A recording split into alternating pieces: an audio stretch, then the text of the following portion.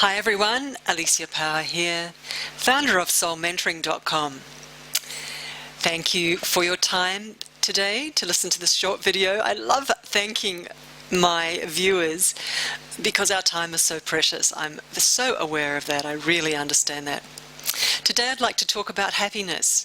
We've had several videos on this topic of happiness, and it is the primary focus of our soul and of ourselves in each one of our lifetimes, for each of you and for myself. Happiness is the focus, it's the goal. It's the result we're wanting to create above everything else.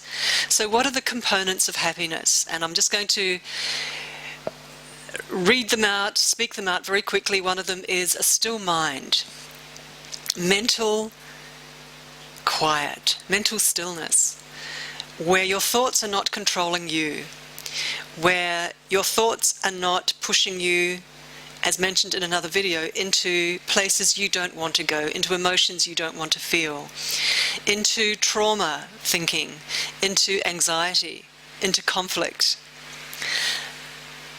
Another aspect of happiness is joy. And joy comes from variety. It comes from self-determination, where you decide to do something rather than someone else decides for you. This creates joy. It gives you a feeling of freedom. It gives you a feeling of creativity.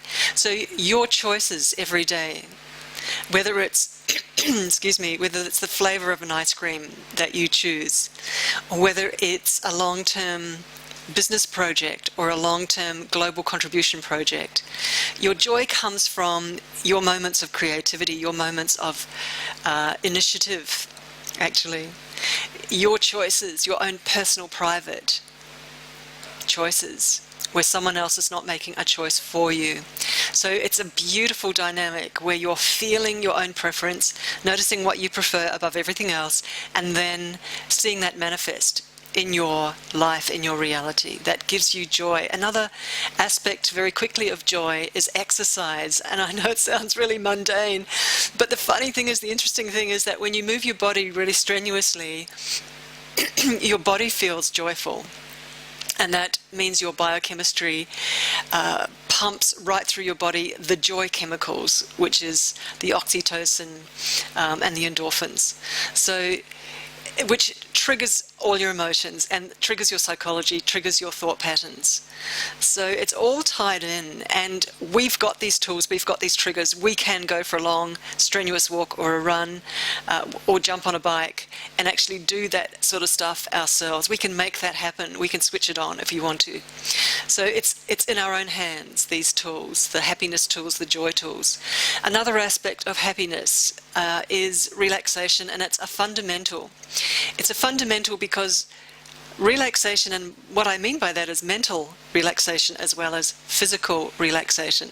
And again, the two move together, come together and feed in on each other. So when your body is lying horizontal on a bed, anywhere, on the sand on a beach, anywhere, lying horizontal, what starts to happen is your biochemistry starts to settle.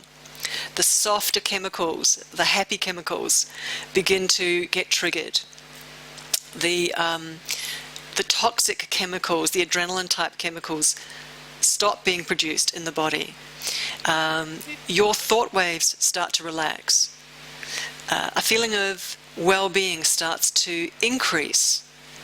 This is why when people are feeling a little ill, they lie down, because it's the optimum state, it's the optimum position for not only just the body, but also for the psychology, for the emotions, for the entire system. And that includes aura, also the aura, the electromagnetic envelope, the bubble of energy that surrounds your body, which is impregnating your body, which is instructing your psychology and your emotions, and also, by the way, your hormonal systems.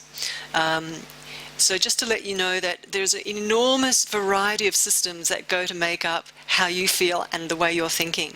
So with happiness, there's so much involved, and yet it is in our own hands to create happiness, whether it's the exercise, whether it's the relaxation.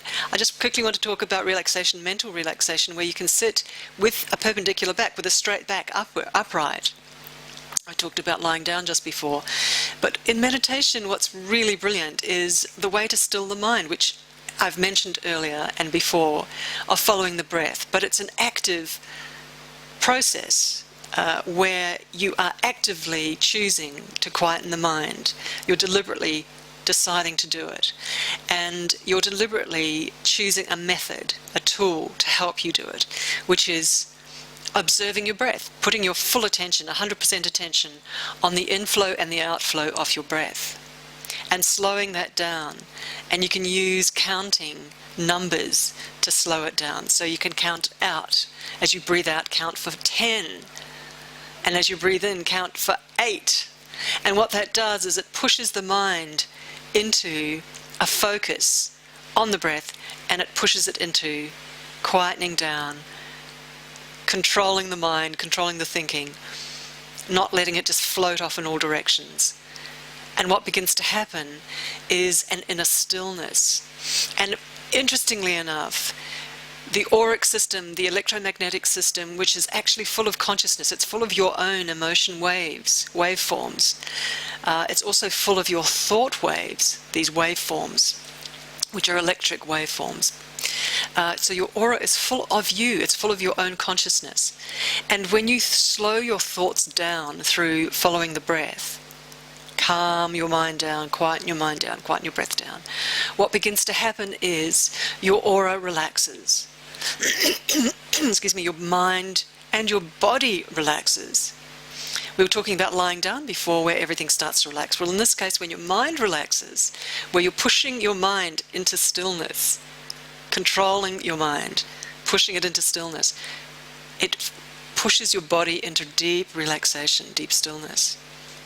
There are so many health benefits to that simple technique. Lowering of blood pressure, pain management, lowering anxiety, just an enormous variety of benefits, of physical ailment benefits to doing that technique. So happiness is about you taking control, using tools, whether it's exercising, whether it's quietening the mind, whether it's lying down and giving yourself relaxation, whether it's being active and enjoying your own creativity, your own initiatives. Another part of happiness, by the way, is variety, and stepping out into a variety of landscapes, of experiences, of interactions with other people, with other humans. What that's doing is it's triggering in you a feeling of who you are. You're noticing who you are every time you talk to a different person. Do you change? How do you feel? You're observing yourself. And the other thing that is so important is that the people that you're talking to are letting you know that you're worthy of being talked to, you're worthy of their attention, and that increases your self-esteem. So when you're talking to people, and a variety of people, two things happen. You're noticing your own reactions. So you're connecting to yourself in a variety of ways. You're observing yourself in a variety of ways. The second thing is that you're observing that people are taking the time to spend time with you, and they're listening to you as you're having a conversation with them. And that increases your feeling of self-worth.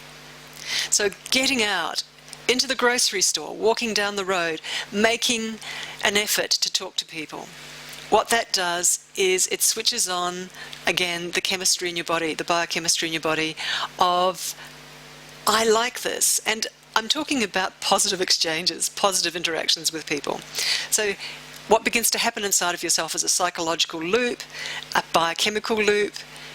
You lift, variety is kicking in, where your body is used to experiencing a variety of people. We initially came from tribal cultures where there are large extended family groups, and we did get a chance to interact with a lot of people on a daily basis.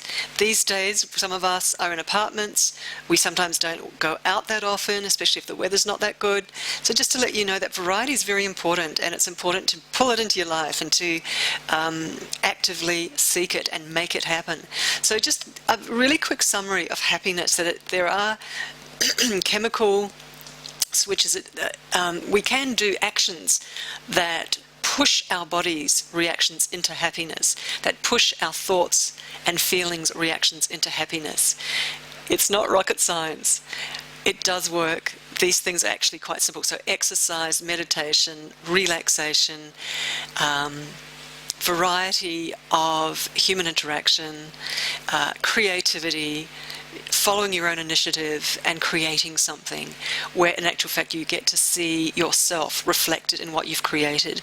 A lot of this actually is the search of a deep inner part of yourself, which is, I call it the soul, wanting to understand itself and wanting to see itself in its power, in its beauty, in its individuality and its uniqueness. And that mirroring effect gives you happiness. Thanks very much for listening. It's Alicia Power here. Please click on www.soulmentoring.com. There's lots of free audios there.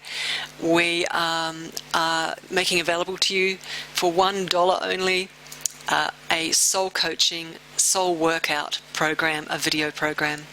It's there on the website, soulmentoring.com. Thank you. And we'll see you again soon.